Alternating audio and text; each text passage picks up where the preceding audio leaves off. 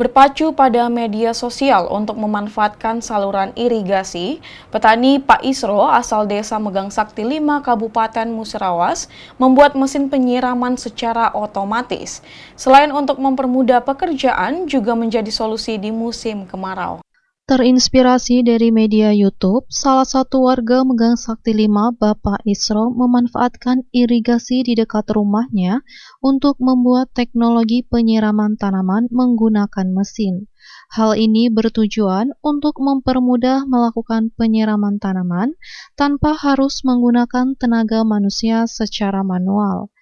Penyiraman otomatis hanya dilakukan satu kali dalam seharinya, yaitu pada sore hari, dengan waktu penghidupan mesin selama 30 menit.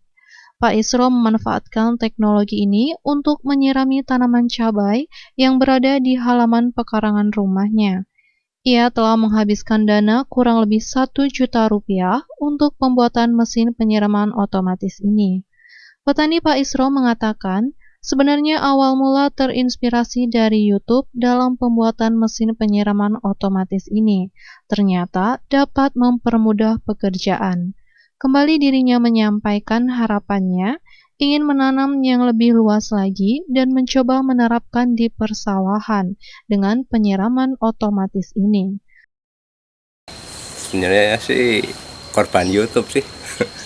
Pengen nyoba gini biar mempermudah kita kerja lah gitu. Ya pengennya sih untuk nanam yang lebih luas nanti kan